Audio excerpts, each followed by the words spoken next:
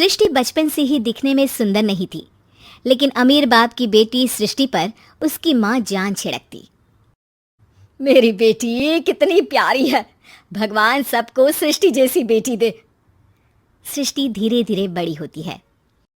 एक दिन सृष्टि की सहेली कहती है, तू दिखने में कितनी अजीब सी है, लेकिन मैं जानती हूँ हम सब में सबसे अच्छी शादी तो तेरी ही होगी। तेरे पापा अमीर जो है। और बता नहीं सकते यार, दहेज तो हर कोई देता है, ये क्या ज्यादा ले जाएगी अपने पति के लिए? अरे बड़े शहर में कोठी है इसके पापा की। अरे पापा की है ना, कौन सी इसकी है? इसकी होती तब तो कोई भी लड़का इससे शादी कर लेता। अरे पापा की मतलब पापा की है तो मेरी ही है ना? किसने कहा?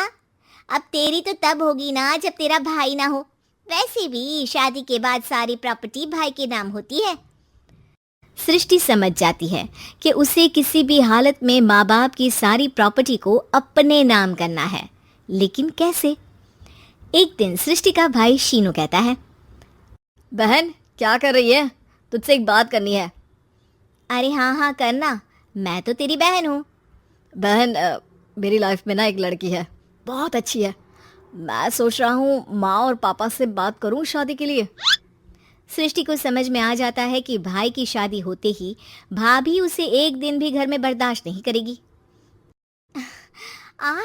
क्या बात है भाई, बताना कौन है वो? यार वो बहुत अच्छी लड़की है, पढ़ी लिखी है, मेरे साथ जॉब भी करती है। बस एक प्रॉब्लम है। हाँ प्रॉब्लम? क्या प्रॉब्लम है भाई? यार वो शादीशुदा है, लेकिन उसके पति ने उसे सिर्फ इसलिए छोड़ दिया क्योंकि उसके माँ बाप दहेज नहीं दे पाए। सृष्टि ये सुनकर न जाने क्यों खुश हो जाती है।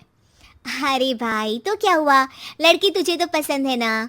शीनू को लगता है कि बहन उसे समझ रही है। वो इस बात से अनजान होता है कि उसकी बहन की मंशा पूरा घर हड़पने की है। सृष्टि अपनी माँ से कहती है, मम्मी मुझे तो बहुत चिंता है, पता है शीनू क्या कर रहा है? अरे क्या कर रहा है, वो तो काम पर जाता है और वापस घर आता है।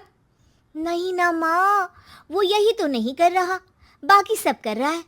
आपको पता है उससे प्यार है, और वो भी एक शादीशुदा लड़की से। ये क्या हो गया, मैं सोसाइटी में क्या मुंह दिखाऊंगी? अरे तेरे पापा तो यही कहेंगे कि मैंने ही उसे बिगाड़ दिया है। माँ देखो, मेरी बात मानो, पापा पर भी विश्वास करने की जरूरत नहीं है। अब आप ही बताओ, पापा इतनी देर घर के बाहर रहते हैं क्यों, बोलो? अरे बेटा वो तो नौकरी करते हैं ना। तू बहुत भोली है माँ, पापा का ऑफिस तो 7 बजे खत्म हो जाता है, लेकिन देखो कितनी देर से आते हैं। अरे नहीं नहीं बेटा, ऐसी कोई बात नहीं है। सृष्टि माँ को एक औरत से बात करते पिता की फोटो दिखाती है। देखो माँ कैसे हैं पापा, मैं ना कहती थी कि पापा सही नहीं है। मैं तेरे पापा से बात करूंगी, दे फोटो मुझे। ओ माँ वो तो डिलीट हो गई। लेकिन चल तूने तो देख लिया ना, पापा से बाद में बात कर लेना, और हाँ मेरा नाम बिल्कुल मत लेना। हाँ माँ। अब क्या था, सृष्टि के माँ और पिता के बीच झगड़ा होना शुरू हो जाता है। सृष्टि के मन में क्या चल रहा था कोई नहीं जानता था। एक दिन, माँ सृष्टि के लिए एक लड़का देखा है, वो लोग शाम को उसे देखने आने वाले हैं।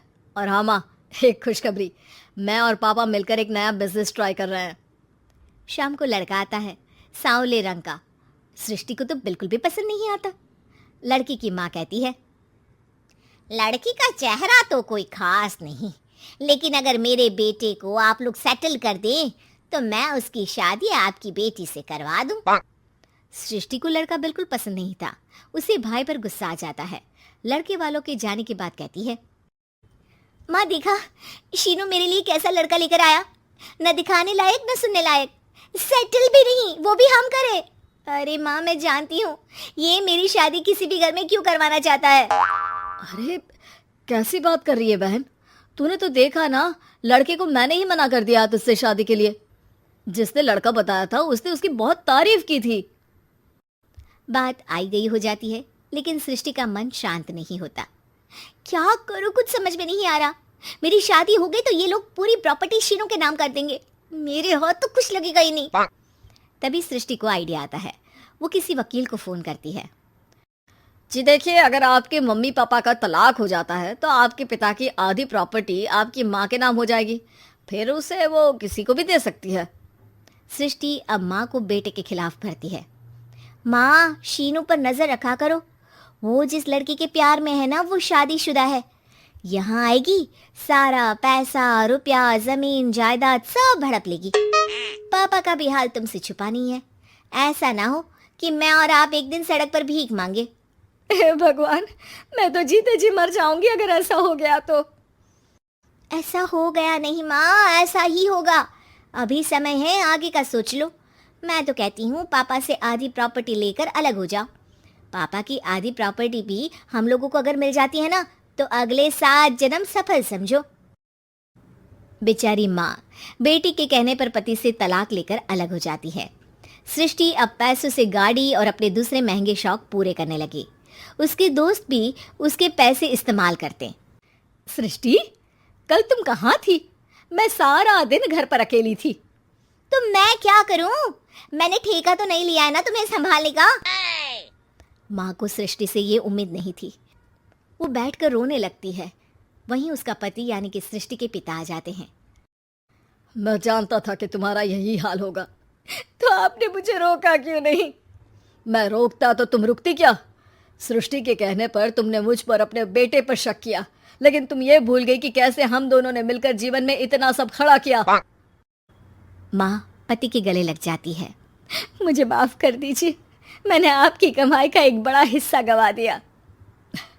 कोई बात नहीं, तुम साथ हो तो मैं ऐसी 7 प्रॉपर्टी खड़ी कर दूंगा। तभी वहां सृष्टि आ जाती है रोते हुए। माँ, मयंक ने मुझे छोड़ दिया।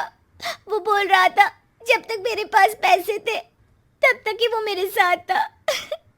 पापा, माँ, मुझे माफ कर दीजिए।